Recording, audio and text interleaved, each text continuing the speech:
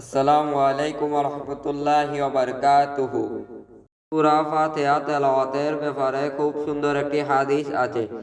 এই হাদিস থেকে জানতে পারি সূরা ফাতিহা তেলাওয়াতের সময় আল্লাহ সুবহানাহু ওয়া তাআলা আমাদের কথাগুলো জবাব দেন। বান্দা যখন বলে আলহামদুলিল্লাহি রাব্বিল আলামিন, তখন আল্লাহ বলেন আমার বান্দা আমার প্রশংসা করছে।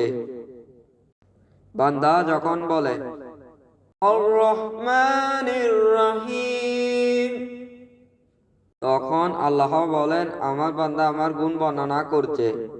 বান্দা যখন বলে মালিক ইয়াউমিদ্দিন, তখন আল্লাহ বলেন আমার বান্দা আমার বরত্ব ঘোষণা করছে। বান্দা যখন বলে ইয়াকা না'বুদু ওয়া ইয়াকা নাস্তাঈন,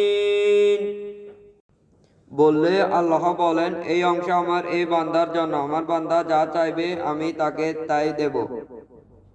মানে হলো বান্দা আল্লাহর ইবাদত করবে এবং আল্লাহর কাছে সাহায্য চাইবে আর আল্লাহ তার বান্দাকে সাহায্য করবেন।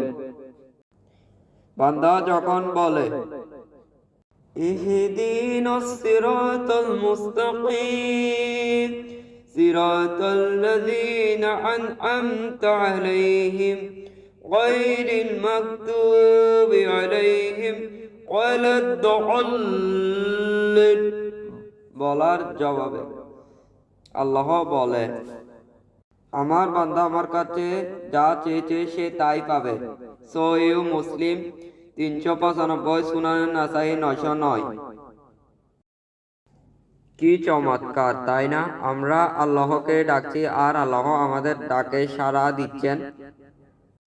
কেবল এই মুহূর্তের কথা চিন্তা করুন তো, এটা কিন্তু কথার খাতিরে বলা কোনো কথা নয় কিংবা আমার বানানো কোনো আবেগী বর্ণনা নয়। নবীজির হাদিস। নবীজি বলা কথা কি কখনো মিথ্যে হতে পারে?